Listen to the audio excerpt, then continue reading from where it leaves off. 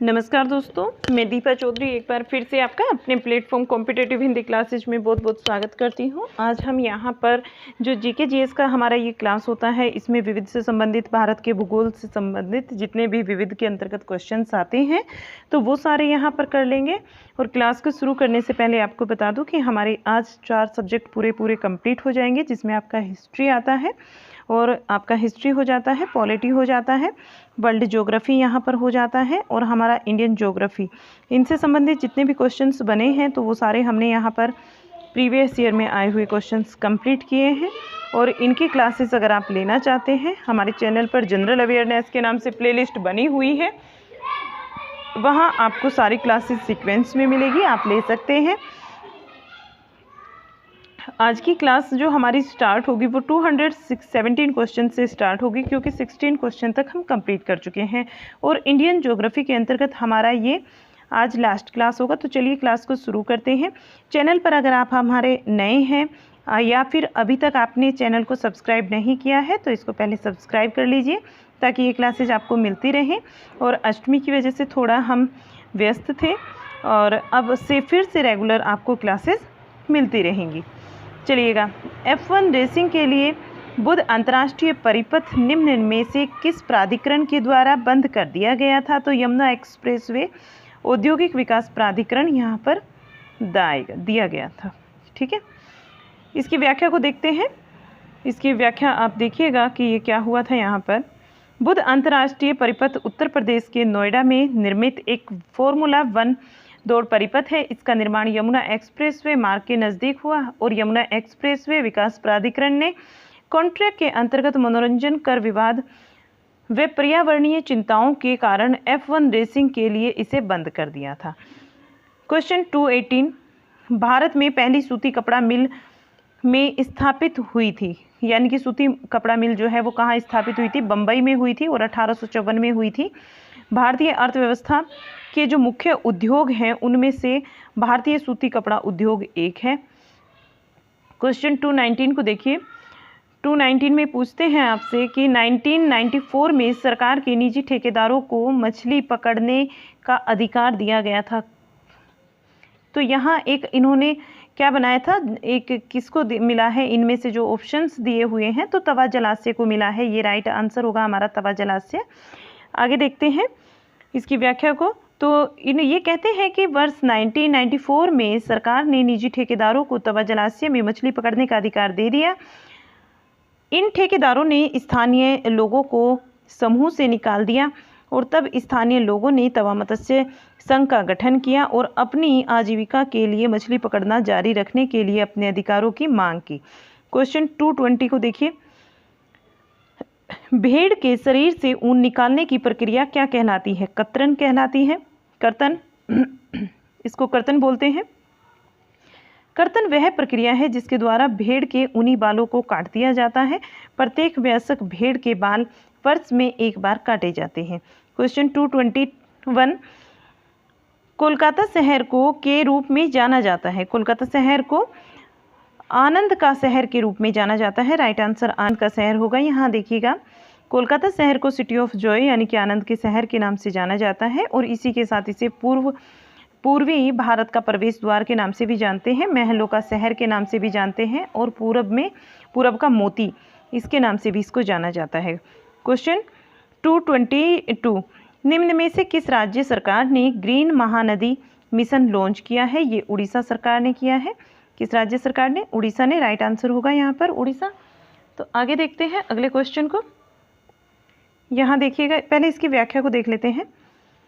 उड़ीसा सरकार ने वर्ष 2018 में मिट्टी के क्षरण को रोकने के और भूमिगत जल भंडारण में वृद्धि करने के लिए ग्रीन महानदी मिशन वृक्षारोपण अभियान को शुरू किया। किस किस कार्य के लिए किया है? मिट्टी के क्षरण को रोकने के लिए और भूमिगत जल भंडारण में वृद्धि करने के लिए। क्वेश्चन देखिएगा नेक्स्ट 223, निम्न में से किस शहर को सिल्क सिटी के नाम से जाना जाता है? तो राइट आंसर भागलपुर होगा। आगे चलते हैं, इसकी व्याख्या को देखेंगे। भागलपुर को भारत के रेशम सिल्क के नाम से जाना जाता है और भागलपुर बिहार में गंगा नदी के तट पर स्थित है। रेशम की लोकप्रिय किस्म टसर सिल्क के नाम से जानी जाती है और इसी के लिए भागलपुर प्रसिद्ध है। ठीक है, जो टसर सिल्क होता है ये भागलपुर में मिलता है, भागलपुर इसके लिए प्रसिद्ध है। आगे देखिए क्वेश्चन 224, गहीरमाथा समुद्री वन्य जीव अभ्यारण्य कहाँ स्थित है? गहीरमाथा की बात करते हैं तो ओडिशा राइट आंसर बनेगा। इसकी देखिएगा व्याख्या। गहीरमाथा समुद्री वन्य जीव अभ्यारण्य उड़ीसा के केंद्रपाड़ा जिले में स्थित है और यह उड़ीसा का एक समुद्री अभ्यारण्य है, एकमात्र समुद्री अभ्यारण्य है उड़ीसा का। देखिएगा, एकमात्र, उड़ीसा का एकमात्र समुद्री अभ्यारण्य, याद रखेंगे इसको, गहीरमाथा समुद्री जीव अभ्यारण्य है ये, इसका पूरा नाम गहीरमाथा समुद्री जीव अभ्यारण्य। आगे चलते हैं, यहाँ ओलिव रिडले कछुए का पालन किया जाता है और ओडिशा में स्थित वन्य जीव राष्ट्रीय उद्यान है। ओडिशा में स्थित जो अन्य राष्ट्रीय उद्यान है, अन्य राष्ट्रीय उद्यानों की बात करते हैं तो उसमें भीतरकनिका राष्ट्रीय उद्यान आएगा और सिमलीपाल राष्ट्रीय उद्यान। राष्ट्रीय उद्यान वहाँ पर भीतरकनिका, सिमलीपाल है और गहीरमाथा समुद्री जीव अभ्यारण्य है वहाँ पर। क्वेश्चन देखते हैं नेक्स्ट 225, दाचीग्राम राष्ट्रीय उद्यान भारत के किस राज्य में स्थित है? दाचीग्राम की बात करते हैं, Jammu and Kashmir. Right answer, Dachigam राष्ट्रीय उद्यान भारत के जम्मू कश्मीर राज्य के श्रीनगर में स्थित है और इसे 1981 में राष्ट्रीय उद्यान का दर्जा प्राप्त हुआ है। दाचीग्राम राष्ट्रीय उद्यान मुख्य रूप से कश्मीरी हंगुल हिरण के लिए प्रसिद्ध है और इसके अतिरिक्त यहाँ कस्तूरी मृग, हिम तेंदुआ, चीता बिल्ली आदि पाए जाते हैं। कश्मीर के अन्य राष्ट्रीय उद्यान, इनको भी देख लेते हैं। हेमिस नेशनल पार्क है वहाँ पर, काजीनाग राष्ट्रीय उद्यान है और किश्तवाड़ा राष्ट्रीय उद्यान है, सलीम अली राष्ट्रीय उद्यान भी है, तो इनको याद रखेंगे, सलीम अली राष्ट्रीय उद्यान भी वहीं पर है। क्वेश्चन 226, विश्व में सूती वस्त्रों का सबसे बड़ा निर्यातक है? सूती वस्त्रों का सबसे बड़ा निर्यातक चीन है। राइट आंसर चीन होगा। यहाँ देखिएगा व्याख्या, वर्तमान में सूती वस्त्र का सबसे बड़ा निर्यातक चीन है। सूती वस्त्र का जो सबसे बड़ा निर्यातक है वो चीन है। सूती वस्त्र उद्योग भारत का सबसे प्राचीन व बड़ा उद्योग है और सूती वस्त्र निर्माण उद्योग का सर्वाधिक केंद्रीकरण महाराष्ट्र तथा गुजरात राज्यों में हुआ है। आगे चलते हैं, आगे देखिएगा क्वेश्चन 227, शेषचलम जैव मंडल रिजर्व का कुल भौगोलिक क्षेत्र कितना है? शेषचलम जैव मंडल का रिजर्व क्षेत्र की बात करते हैं तो 4755.9 किलोमीटर स्क्वायर आपका राइट आंसर बनेगा। देखिएगा, शेषचलम जैव मंडल रिजर्व आंध्र प्रदेश के चित्तूर व कडप्पा जिले के समीप पूर्वी घाट के शेषचलम पहाड़ी श्रृंखला में स्थित है। यह आंध्र प्रदेश का पहला जो कि 4755.9 वर्ग किलोमीटर है और जैव मंडल संरक्षित क्षेत्र है। इसे वर्ष 2010 में बायोस्फीयर रिजर्व के रूप में नामित किया गया था और इसमें लाल चंदन का बड़ा भंडार है। लाल चंदन की कहाँ मिलता है? तो यहाँ पर सबसे ज़्यादा मिलेगा क्योंकि यहाँ इसका सबसे ज़्यादा भंडार है, जिसका उपयोग दवाओं, साबुन, आध्यात्मिक अनुष्ठानों में किया जाता है। भारत का सबसे बड़ा जैव मंडल रिजर्व कच्छ जैव मंडल रिजर्व जो कि आपका 12,454 वर्ग किलोमीटर में है, ये बनता है। ठीक है, क्वेश्चन देखिएगा नेक्स्ट 228, जनगणना 2011 के अनुसार इनमें से कौन सा विकल्प साक्षरता दर को घटते क्रम में दर्शाता है? तो साक्षरता दर घटते क्रम में कहाँ पर दर्शाई जाती है? सबसे ज़्यादा होगी तो वो केरल में, और उसके बाद में बात करते हैं लक्षद्वीप की, उसके बाद में बात करेंगे तो मिजोरम आएगा। ये आपका राइट आंसर हो जाएगा। देखिए, जनगणना 2011 के अनुसार सर्वोच्च साक्षरता दर का क्रम इस प्रकार से है। केरल में आपका 94% है, लक्षद्वीप की बात करते हैं 91.85% है, मिजोरम में बात करते हैं 91.33% है, गोवा में परसेंटेज जो है साक्षरता का 88.70% और त्रिपुरा में 87.22%। क्वेश्चन 229, भारत में स्थित किस रेलवे प्लेटफॉर्म को हाल ही में विश्व में सबसे बड़ा रेलवे प्लेटफॉर्म घोषित किया गया है? राइट आंसर बनेगा गोरखपुर। गोरखपुर को किया गया है सबसे बड़ा रेलवे प्लेटफॉर्म घोषित। देखिए, 2013 के अनुसार Guinness book of world record एवं लिम्का बुक के अनुसार गोरखपुर रेलवे स्टेशन भारत का ही नहीं बल्कि विश्व का सबसे बड़ा रेलवे स्टेशन है। इसकी लंबाई लगभग 1.34 किलोमीटर है। क्वेश्चन देखिए नेक्स्ट 230 किस राज्य को रेलवे नेटवर्क में पहली बार लाया गया है? कौन सा राज्य है जिसको रेलवे नेटवर्क में पहली बार लाया गया? तो यहाँ राइट आंसर अरुणाचल प्रदेश होगा। यहाँ देखिएगा प्रश्न काल के अनुसार कि अरुणाचल प्रदेश में पहली बार रेलवे नेटवर्क में लाया गया, अरुणाचल प्रदेश को पहली बार लाया गया है रेलवे नेटवर्क में, और वर्तमान में पूर्वोत्तर के सभी राज्यों में रेल नेटवर्क की पहुंच हो गई है। जुलाई 2021 में मणिपुर को रेलवे नेटवर्क से जोड़ा गया। आगे चलते हैं, क्वेश्चन देखिए 231 ओखा पोर्ट कहाँ स्थित है? ओखा पोर्ट की बात करते हैं तो देखिए यहाँ गुजरात में होना चाहिए था ये, लेकिन इसमें दिया नहीं है, तो इसको देख लेते हैं व्याख्या को। ओखा बंदरगाह द्वारका जिले में गुजरात में स्थित है और यह कच्छ की खाड़ी तथा अरब सागर के मध्य स्थित है। ये कैंसिल हो गया था क्वेश्चन क्योंकि इसमें गुजरात नहीं दिया था। चलिए आगे चलते हैं, द्वारका होता या गुजरात होता तो आपका राइट हो जाता। क्वेश्चन 232 निम्न में से कौन सा सही है? कौन सा सही है आपसे पूछा जा रहा है। राष्ट्रीय राजमार्ग 44 दिल्ली को कन्याकुमारी से जोड़ता है। जो राष्ट्रीय राजमार्ग है 44 वो दिल्ली को कन्याकुमारी से जोड़ता है, ये बात सही है। देखिए यहाँ राष्ट्रीय राजमार्ग है और कौन सा कहाँ से कहाँ तक है वो बताया गया है, तो इसको देख लेते हैं। राष्ट्रीय राजमार्ग NH44 जिसको NH7 जो था, जिसको अब NH44 के नाम से भी जानते हैं, NH7 के नाम से भी जाना जाता था, तो इसको देख लीजिए एक बार। श्रीनगर से कन्याकुमारी तक, लुधियाना, पानीपत और दिल्ली, आगरा, झांसी, राजस्थान, मध्य प्रदेश आदि से होता हुआ कन्याकुमारी तक जाता है। ठीक है, ये कहाँ कहाँ से होता है? श्रीनगर से कन्याकुमारी तक जाता है ना, तो ये इतने जगह से होकर गुजरता है। लुधियाना, पानीपत, दिल्ली, आगरा, झांसी, राजस्थान, मध्य प्रदेश आदि से होता हुआ कहाँ जाता है? ये कन्याकुमारी तक। NH12 की बात करते हैं तो ये जयपुर से जबलपुर तक जाता है। NH6 की बात करते हैं तो मेघालय से मिजोरम तक जाता है। आगे चलते हैं, क्वेश्चन 233 थार एक्सप्रेस जाती है। थार एक्सप्रेस कहाँ जाती है? पाकिस्तान। थार एक्सप्रेस भारत तथा पाकिस्तान के बीच चलने वाली एक व्यापक रेल सेवा है और दोनों देशों के बीच चलने वाली यह सबसे पुरानी रेल सेवा है। ये ट्रेन आज़ादी से पहले अविभाज्य हिंदुस्तानी के समय से चली आ रही है। कब से चलती आ रही है? ये आज़ादी से पहले से। ठीक है, जब अविभाज्य से मतलब है कि जब भारत और पाकिस्तान एक था तब से। पहले इसका नाम सिंध मेल हुआ करता था, तो इसका नाम परिवर्तन हो गया है। देखिए पहले इसका नाम क्या होता था? सिंध मेल हुआ करता था और साल 1892 में हैदराबाद जोधपुर रेलवे के तहत इसे शुरू किया गया था। तो ये भी ध्यान रखेंगे, ये कब शुरू हुई थी? 1892 में हैदराबाद जोधपुर रेलवे के तहत इसको शुरू किया गया था।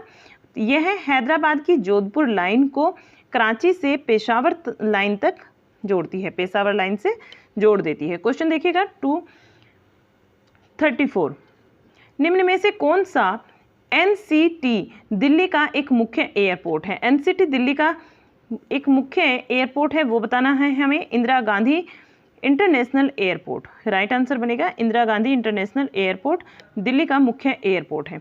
आगे चलते हैं, क्वेश्चन 235 इसको देख लीजिए। इसमें आपको दो सूचियां दी गई हैं और इन दोनों सूचियों का आपको मिलान करना है। ठीक है, तो आपको कहाँ क्या है ये बताना है। तो जहाज महल की बात करते हैं, ये कहाँ पर है? जहाज महल आपका मध्य प्रदेश, जहाज महल मध्य प्रदेश। अंग महल कहाँ है? अंग महल ये आपका है नागालैंड। अंग महल कहाँ पर है? नागालैंड। और राइट्स बिल्डिंग ये आपकी पश्चिम बंगाल तथा सेंट जॉर्ज का किला ये आपका तमिलनाडु। आगे चलते हैं, इसको देख लीजिएगा, यहाँ आप खुद से मैचिंग कर लीजिए।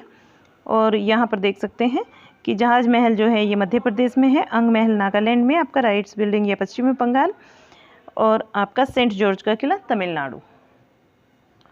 क्वेश्चन देखिए नेक्स्ट 236 नीचे कुछ मद मशीनों से संबंधित फैक्ट्रियां दी गई है, सुमेलित करना है। ठीक है, सुमेलित कर देते हैं इसको।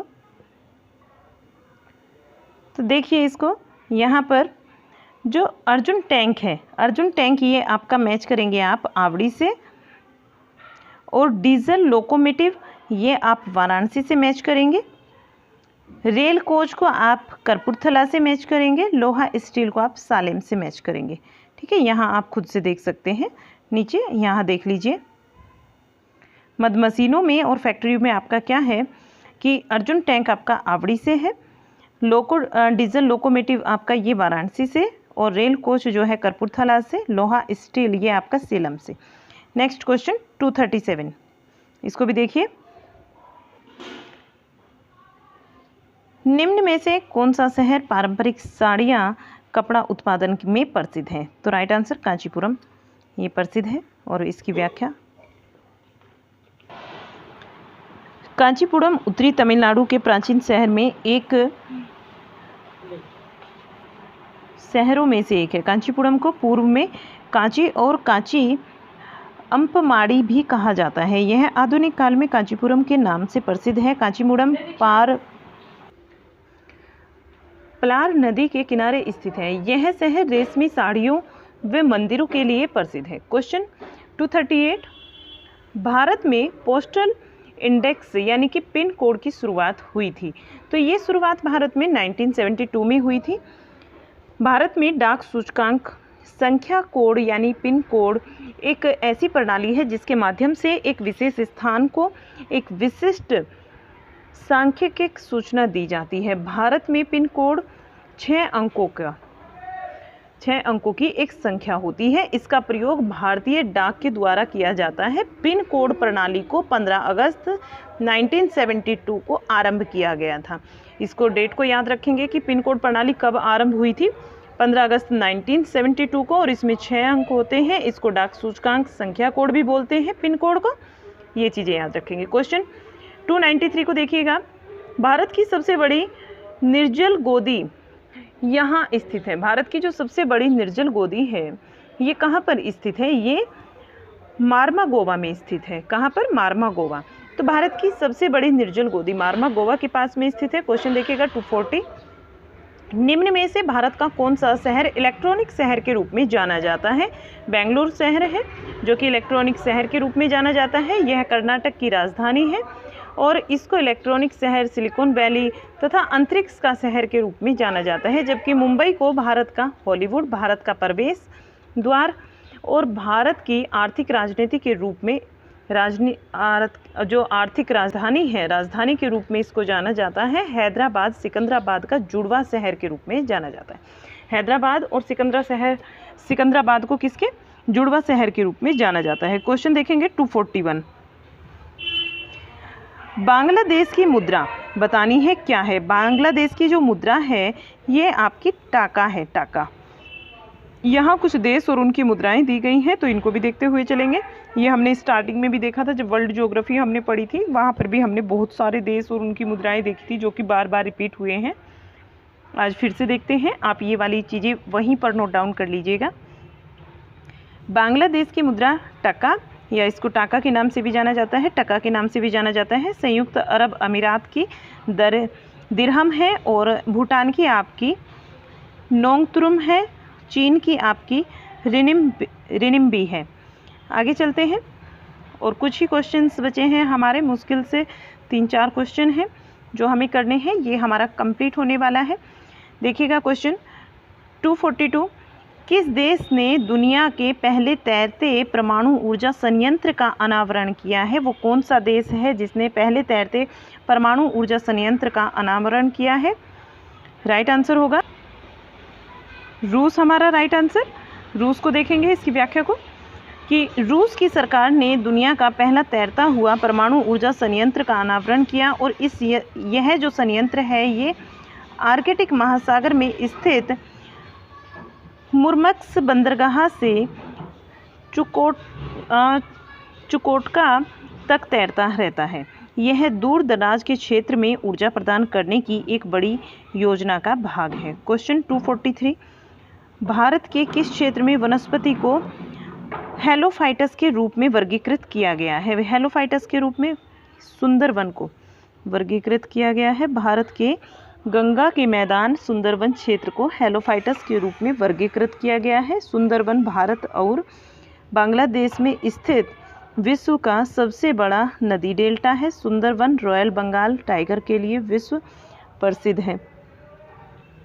क्वेश्चन 244, किसके बीच कावेरी विवाद सुप्रीम कोर्ट ने फैसला सुनाया है? किसके बीच में कावेरी विवाद और सुप्रीम कोर्ट ने फैसला सुनाया है? तो राइट आंसर बनेगा ये कर्नाटक और तमिलनाडु। राइट आंसर क्या बनेगा? कर्नाटक और तमिलनाडु।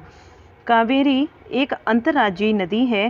केरल, कर्नाटक, तमिलनाडु और पुदुचेरी इस नदी के बेसिन में स्थित है। इन्हीं 3 राज्यों और एकमात्र केंद्र शासित प्रदेश के बीच, विशेष रूप से कर्नाटक और तमिलनाडु के बीच, इस नदी के जल के बंटवारे को लेकर विवाद चलता रहा है, जिसमें सुप्रीम कोर्ट ने अपना फैसला सुनाया है। कावेरी नदी, इसका उद्गम दक्षिण पश्चिमी कर्नाटक राज्य के पश्चिमी घाट में स्थित ब्रह्मगिरी पहाड़ी से होता है तथा पांडिचेरी से होती हुई बंगाल की खाड़ी में गिरती है। हंगरी, हेमवती और काबिनी, अर्कावती, भवानी, लक्ष्मण तीर्थ और नोयाल कावेरी की प्रमुख सहायक नदियां हैं। तो ये यहाँ ख़त्म हो जाता है। इसके बाद जो हमारा नया सब्जेक्ट आएगा अर्थशास्त्र होगा। अगली बार से जो हमारी क्लास होगी वो अर्थशास्त्र की होगी। इसको हम यहीं तक रखेंगे। आज ये हमारा क्लास यहीं समाप्त होता है। नेक्स्ट अर्थशास्त्र से शुरू करेंगे। 4 सब्जेक्ट कंप्लीट हो चुके हैं। अगर कोई बच्चा बीच से जुड़ा है, 4 सब्जेक्ट कंप्लीट हो चुके हैं, किसी को इनकी क्लास चाहिए तो वो जनरल अवेयरनेस की एक प्लेलिस्ट है हमारे चैनल पर। इसके अंतर्गत आपको सीक्वेंस में एक क्लास सीक्वेंस में मिलेगी आपको। आप वहां जाकर ये प्लेलिस्ट देख सकते हैं, सारी क्लासेस ले सकते हैं। और चैनल पर अगर नए हैं, चैनल को सब्सक्राइब करें। क्लास पसंद आई हो लाइक शेयर करना मत भूलिएगा। किसी ग्रुप हो आपके पास, कोई भी ग्रुप, उसमें इसको शेयर कीजिए, अपने दोस्तों को शेयर कीजिएगा। ठीक है, मैं आपसे ज़्यादा तो कुछ नहीं लेती हूँ, बस यही बोलती हूँ कि इसको लाइक कीजिए। चैनल पर नए हैं तो चैनल को सब्सक्राइब कर लीजिए और क्लास को हमारी अपने ग्रुप्स में अपने दोस्तों को शेयर ज़रूर कीजिए, ताकि ये ज़्यादा से ज़्यादा लोगों तक पहुँचे और उनको इसका फ़ायदा मिले। चलिएगा, मिलते हैं आपसे अर्थशास्त्र की एक नई क्लास के अंतर्गत एक नए सब्जेक्ट के साथ में। तब तक के लिए आपसे बाय बाय, अलविदा लेते हैं। Bye bye.